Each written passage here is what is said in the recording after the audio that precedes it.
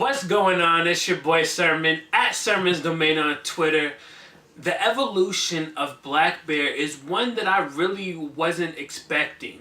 You look at where he is now compared to a few years ago, and he is a lot bigger than I ever could have pictured. I saw him perform in front of, I want to say 300-400 people, maybe even less, at a venue in Seattle when he was opening up for Mod Sun. And that was the moment that I became a fan. I went home and actually bought Dead Roses right after that because I was so impressed with his performance and the music, and I've been listening to that album ever since. Now he's got millions of followers, he's opening up for Fall Out Boy in arenas, and he signed with Interscope. His latest album, Cybersex, is bigger than I could have imagined. It's got features from T-Pain, Cameron, 2 Chainz, Rick Ross, and the list goes on. Like, there's a lot of heavyweights on this album. I'll be honest though, as his fame increased, I felt a disconnect from the music. There really wasn't the same passion that I had with Dead Roses, with the releases that came after it. Everything in between Dead Roses and Cybersex was kind of just like, I listened to it, but I felt like he was leaning more towards like the drug-infused songs. And there's nothing wrong with that. It clearly helped him elevate, but I felt like I had a particular idea of what I wanted from him. And with Cybersex, there are some of those problems still, but ultimately it feels like an album that balances like the old Blackbear, the one that I liked on Dead Roses, having like the open and honesty, having, the depressed and sad songs, and, talking about relationships, like stuff that I can relate to, look back in the past, as well as some of the new stuff that he's been doing, sound-wise, concept-wise, things of that nature. Now let me highlight my favorite songs, starting with Anxiety featuring Friend. I'm not a huge fan of incorporating EDM-like sounds into your music. It's just, it's a personal thing. It's not something that I'm a big fan of. But I feel like with Anxiety, it was able to work. Maybe it's the fact that the melody is so strong that you just can't ignore it. It's really one of those records that gets stuck in your head the first time that you hear it. You keep revisiting it, you keep playing it. And I also really like the concept behind it, dealing with that post-breakup anxiety. Like, that's something that I've had to deal with, that I'm sure you watching probably had to deal with at some point in your life. Both Bear and Friend have these verses that are real short, but they pack a lot of emotion. If you were to look at these lyrics online, you would see that they're 4 lines. That's it. It's just 4 lines. But the way that they're going about it, it's like more on like that R&B side where you draw out the words that you're saying. You might say a part of a line and then, have a pause and then go on to the next one. Like, it makes a lot more sense when you hear the record. And I'm sure that's a concept that anybody has heard if you listen to R&B. I really did enjoy Blackbear's verse though. I mean, it's real short. He says, "Every time you cross my mind, you get right under my skin.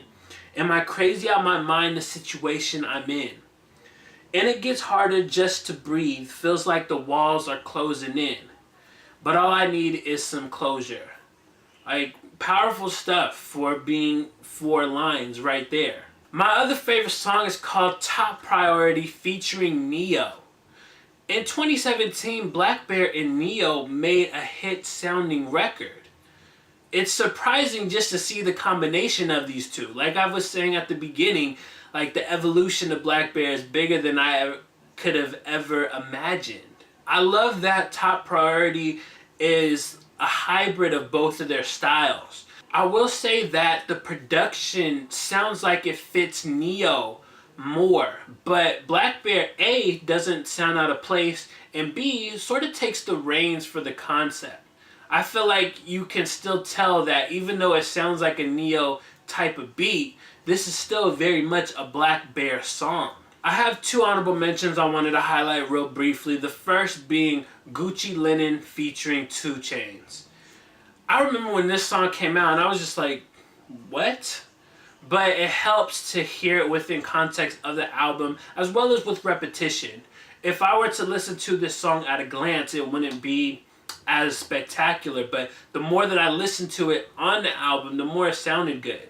I like the beat, I like 2 Chainz verse, but I will acknowledge that as far as like the overall product, it really sounds like it fits in with this generation. Nonetheless, I still enjoy the song. My other honorable mention is called Got to Go, Talk to You Later, and it features They. I love this record because it's got like the guitar, production behind it, and it really feels like something off of Dead Roses. It's got like that sound to it. When guest features shine, they really shine. However, there are some that don't make a dent at all. Candy Apple has Paul Wall and Riff Raff, who kind of sounds like Larry June with less ad-libs. I like that Blackbear is able to incorporate Texas culture into his sound with this record, but the guest features themselves leave a lot to be desired. It's like you could have picked different people from Texas, like maybe a Bun B. I think Bun B would have delivered a good verse. He's always good for that. Playboy Shit is another example of a good Blackbear song with an unnecessary guest feature attached to it. Little Aaron, I feel like if this is the type of music that he does on his own, like, why is he as popular as he is? I listened to his verse and I'm thinking, okay, this sounds like a slightly more entertaining version of Nav, which really isn't saying a lot because Nav is awful. And Lil Aaron, he just doesn't do anything to stand out from anybody else that I've heard that raps in that same style. You got like the little auto-tune attached to it, and it's like just the generic topics. Like literally you could just spin a wheel of the topics that a lot of rappers talk about today and he pretty much hits those. Originally, I wasn't going to review Blackbear's Cybersex. I clicked play and started listening to this album from a fan perspective just to see if it was worth the time. It quietly grew into an exceptional album for me. The precise kind that I wanted after Dead Roses. I look at it like Blackbear has evolved his sound without necessarily ditching what made him good a couple years ago. He has this good balance in his music, and it got me thinking, is he on the verge of being like, or getting the same treatment that The Weeknd did? I feel like Blackbear is one big hit single away from like starting that journey. Clearly Interscope believes in him a lot to where he's able to maneuver and get all these big guest features from all of the hottest rappers and some R&B singers. So clearly Interscope sees potential in him. I think it's only a matter of time before Blackbear is able to create that huge radio single that just skyrockets him even further. Regardless, he's growing like in stardom every single week, it seems. He's just gonna keep getting bigger and bigger regardless if he hits that single or not. So those are my thoughts on Blackbear's latest album, Cybersex.